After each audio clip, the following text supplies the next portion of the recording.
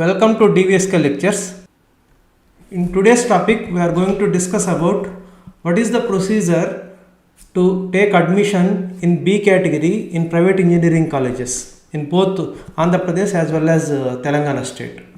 So చాలామంది కామెంట్స్లో అడుగుతున్నారండి, ఈ బీ కేటగిరీ సీట్స్ ఎప్పుడు నోటిఫికేషన్ రిలీజ్ చేస్తారు, ఎట్లా ప్రొసీజరు, అందరికీ మేము ఆన్సర్ ఇవ్వలేము కదండి. సో కొంతమంది సపరేట్ వీడియో చేయమని కూడా అడిగారు. అందుకని ఆంధ్రప్రదేశ్ కానివ్వండి, తెలంగాణ స్టేట్ కానివ్వండి, రెండింటికి సంబంధించి be category seats fill up procedure గురించి క్లియర్ డీటెయిల్స్ ఇస్తున్నాను. ఆల్రెడీ ఒక వీడియో చేశానండి, ముందు ఆ వీడియో చూడండి. ఆ వీడియో చూస్తే ఫుల్ క్లారిటీ వస్తుంది. ఏదన్నా 1 or 2 డౌట్స్ ఉన్నా కూడా ఈ వీడియో చూస్తే మీకు ఆ డౌట్స్ అన్నీ కూడా క్లియర్ అయిపోతాయి. సో ఎవరికైనా కౌన్సిలింగ్ గైడెన్స్ మెంబర్షిప్ కావాలంటే for college and branch optimization మీరు CGM 2024 అయితే తీసుకోవచ్చండి. దానికోసం DVSK లెక్చర్స్ అనే ఆండ్రాయిడ్ యాప్ డౌన్లోడ్ చేసుకొని, సో దాంట్లో డిఫరెంట్ కోర్సెస్ ఉంటాయి. వాటిలో వన్ ఆఫ్ ద కోర్సెస్ కానీ రిజిస్టర్ అయితే ఫోన్ కాల్స్ ద్వారా, వాట్సాప్ ద్వారా, లైవ్ సెషన్స్ ద్వారా కౌన్సిలింగ్ గైడెన్స్ మెంబర్షిప్ అయితే పొందొచ్చండి. బీ కేటగిరీ కోసం ఎక్స్క్లూజివ్గా ఒక కోర్సు. సో ఇది ఓన్లీ బీ కేటగిరీ అడ్మిషన్స్ మాత్రమే కావాలి వితౌట్ ఎనీ డొనేషన్ అనుకున్న వాళ్ళకి 999 రూపీస్తో B category admissions 2024 counselling guidance అయితే తీసుకోవచ్చండి. సో దీని ద్వారా NRI కోటా అడ్మిషన్స్ కానివ్వండి, నాన్ NRI కోటా అడ్మిషన్స్ కానివ్వండి, వితౌట్ ఎనీ డొనేషన్ మీరైతే పొందొచ్చండి. సో దానికోసము DVSK lectures android app download చేసుకొని ఈ కోర్సులోకి అయితే రిజిస్టర్ కండి.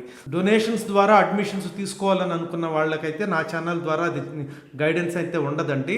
So without any donation as per the procedure NRI quota admissions కానివ్వండి, నాన్ NRI కోటా అడ్మిషన్స్ కానివ్వండి, AP colleges or Telangana state కాలేజెస్లోకి అడ్మిషన్ కావాలనుకున్న వాళ్ళు మాత్రం ఈ కోర్స్ తీసుకొని మీరైతే రిజిస్టర్ కావచ్చండి. సో ఫస్ట్ ఏం చేస్తారంటే అండి, బీ కేటగిరీ నోటిఫికేషన్ అనేది Telangana state council for higher education వాళ్ళు రిలీజ్ చేయాలన్నమాట. అంటే తెలంగాణకు సంబంధించి. అదే ఏపీకి సంబంధించి అయితే AP state council for higher education వీళ్ళు ఏ స్టేట్కి సంబంధించి వాళ్ళ యొక్క నోటిఫికేషన్ రిలీజ్ చేస్తారు. ఆ రిలీజ్ చేసినప్పుడు ఏం చెప్తారంటే, ప్రైవేట్ కాలేజెస్కి 7 days కానివ్వండి, ఒక 10 days కానివ్వండి టైం ఇచ్చి, ఈ 10 days లోపల మీరు బీ కేటగిరీ సీట్స్ ఫిల్ చేసుకోండి అని ఆ నోటిఫికేషన్లో చెప్తారన్నమాట. చెప్పి తర్వాత గైడ్లైన్స్ ఇస్తారు, ఎలా ప్రొసీజర్ ఏంటి, ఎలా ఫిల్ చేయాలి అన్ని గైడ్లైన్స్ ఇస్తారు. సో ఆ గైడ్లైన్స్ని ఫాలో అవుతూ engineering colleges, private engineering colleges అనండి, గవర్నమెంట్ ఇంజనీరింగ్ కాలేజెస్లో బీ కేటగిరీ సీట్స్ ఉండవు. సిమిలర్లీ ప్రైవేట్ యూనివర్సిటీస్లో కూడా బీ కేటగిరీ సీట్స్ ఉండవు. సో ఇది కొంతమంది ఇది కూడా కామెంట్స్లో అడుగుతున్నారు అనమాట.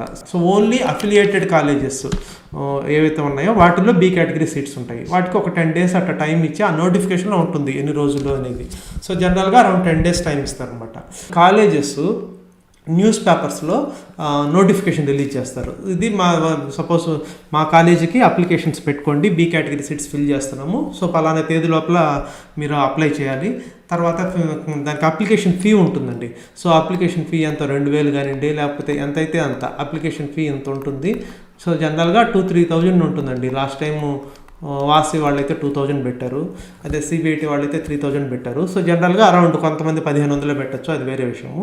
సో అరౌండ్ 2-3,000 లోపల అప్లికేషన్ ఫీ ఉంటుంది. ఆ అప్లికేషన్ ఫీ పే చేస్తూ మీరు అప్లై చేసుకోవాలి. పాయింట్, NRIకి నాన్ NRIకి రెండింటికి అప్లికేషన్ సపరేట్గా ఇవ్వాలి. అంతేగాని ఒక కాలేజీ NRI నాన్ NRIకి ఒకే అప్లికేషన్ ఇస్తే కుదరదు. ఎందుకంటే వాటి admission criteria different, non NRI applications వాటి యొక్క అడ్మిషన్ ప్రొసీజర్ డిఫరెంట్. అది కూడా ఇప్పుడు డిస్కస్ చేద్దాం క్లియర్గా. సో అందుకని మీరు ఒకే కాలేజీకి 2 కోటాల్లో కానీ అప్లై చేస్తే అప్లికేషన్ ఫీ పే చేస్తూ NRI కోటాకి అప్లై చేయాలి. తర్వాత నాన్ NRI కోటాకి కూడా ఇంకొక అప్లికేషన్ పెట్టుకోవాలన్నమాట. సో నెక్స్ట్ వచ్చేసి సపరేట్ అప్లికేషన్స్. నేను ఆల్రెడీ ఇందాకే చెప్పాను, separate applications for NRI quota are non NRI quota. NRI quota ఆంధ్రప్రదేశ్లో, నాన్ NRI కోటా ఇంకా నోటిఫికేషన్ రిలీజ్ చేయలేదు.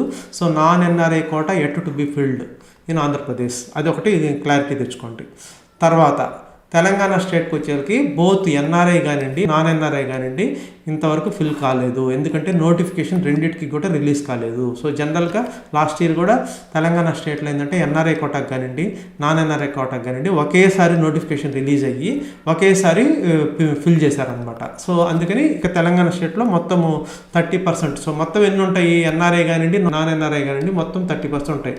సో ఈ 30% సీట్స్ ఇంకా ఫిల్ చేయలేదు బీ కేటగిరీ. వీటిలో బీ కేటగిరీ సీట్స్ అంటారు కదా. సో 2 ఉన్నాయి ఇది తెలంగాణ స్టేట్కి వచ్చేసి. సో నెక్స్ట్ పాయింట్ వచ్చేసి NRI కోటా ఎలా ఫిల్ చేస్తారు. సో NRI కోటా ఫిల్ చేయడానికి ఇంటర్మీడియట్ మార్క్సే మెయిన్ అండి.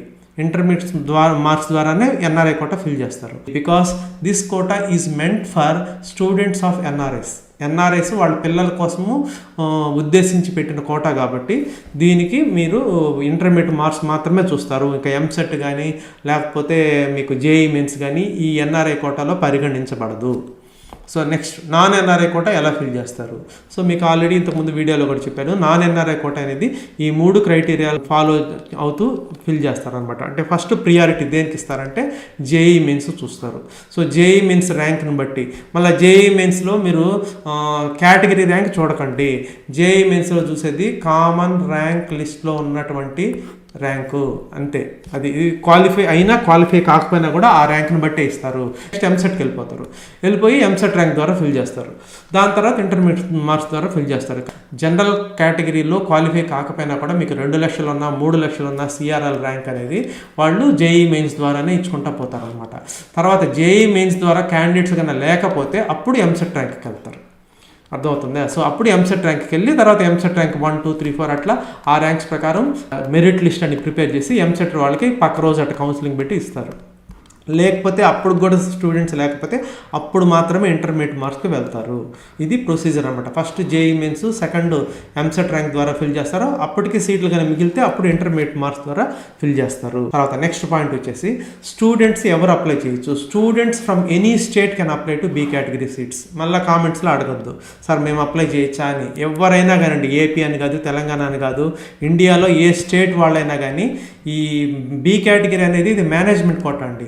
సో మేనేజ్మెంట్ కోటాకి లోకలా నాన్ లోకల్ అనేది ఉండదు. సో అందుకని మేనేజ్మెంట్ కోటా సీట్స్కి any student from India can apply, both NRI కానివ్వండి నాన్ ఎన్ఆర్ఐ కానివ్వండి.